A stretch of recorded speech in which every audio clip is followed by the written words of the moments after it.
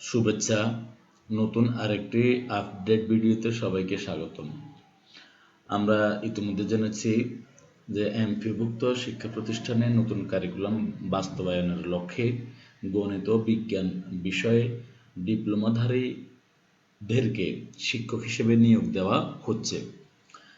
তো বিষয়টি আসলে খুবই দুঃখজনক, যেহেতু আমাদের অনার্স মাস্টার্স করা বিএড ধারী বিভিন্ন গণিত বিজ্ঞান শিক্ষক আছেন বা আছে বা আরও বের হচ্ছে। তারা এই অনেক অপমানিত হচ্ছে।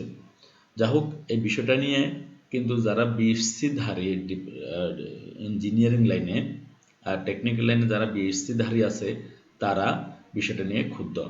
অর্থাৎ মাধ্যমিককে ডিপ্লোমা ইঞ্জিনিয়ারদের নিয়োগের সিদ্ধান্ত ক্ষুব্ধ বিএসসি প্রকৌশলীরা।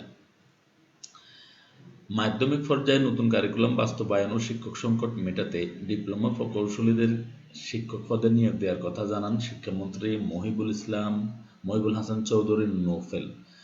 গত 2 মার্চ এক অনুষ্ঠানে তিনি বলেন, গণিত বিজ্ঞানের শিক্ষক হিসেবে ডিপ্লোমাধারীদের নিয়োগ দেওয়া যাবে। ন্যূনতম 2 বছরের চাকরির অভিজ্ঞতা থাকা সাপেক্ষে ডিপ্লোমাধারীদের বিএসসি পাস সমমান সার্টিফিকেটও দেওয়া যাবে। শিক্ষামন্ত্রীর ওই বক্তব্যের পরদিন ডিপ্লোমা প্রকৌশলীদের অভিভাবক সংগঠন একটি কমিটি গঠন করে। কমিটিকে ডিপ্লোমা ইঞ্জিনিয়ারদের বিএসসি সম্মান দেওয়ার যৌক্তিকতা তুলে ধরার নির্দেশ দেওয়া হয়।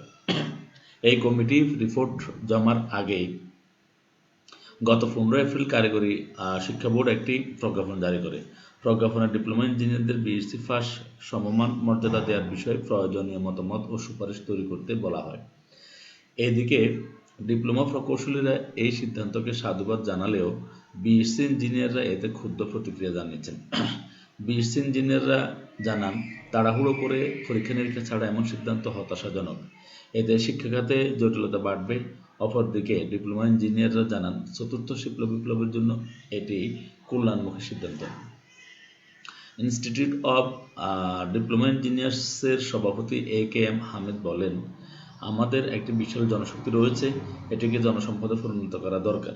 বিএসসি পাস করতে হলে যেখানে 120 ক্রেডিট সম্পন্ন করতে হয়, সেখানে একজন ডিপ্লোমা ইঞ্জিনিয়ারকে 165 ক্রেডিট পর্যন্ত পড়াশোনা করতে হয়। ইঞ্জিনিয়ার্স ইনস্টিটিউশনের সাধারণ সম্পাদক প্রকৌশলী এস.এম. মঞ্জুরুল ইসলাম বলেন, এই সিদ্ধান্তটি খুবই দুঃখজনক। বিষয়টিকে গভীরভাবে খতিয়ে দেখতে হবে। হঠাৎ করেই এমন কমিটি গঠন করে দেওয়ার বিষয়টি খুবই হতাশাজনক। তিনি আরও বলেন, ডিপ্লোমা ও বিএসসির কারিকুলামে ব্যাপক পার্থক্য রয়েছে। এছাড়া ডিপ্লোমা ইঞ্জিনিয়াররা মোট 14 বছরের অধ্যয়ন করে থাকেন, কিন্তু বিএসসি ইঞ্জিনিয়াররা 16 বছর অধ্যয়ন করে থাকে। প্রসঙ্গত, বিএসসি প্রকৌশলীরা এইচএসসি পাসের পর যে কোনো বিশ্ববিদ্যালয় থেকে 4 বছরের কোর্স শেষে ডিগ্রি লাভ করে। অন্যদিকে ডিপ্লোমা ইঞ্জিনিয়াররা এসএসসি পাসের পর কারিগরি শিক্ষা অধিদপ্তরের আওতাধীন পলিটেকনিক ইনস্টিটিউট থেকে 4 বছর মেয়াদী কোর্স করতে হয়।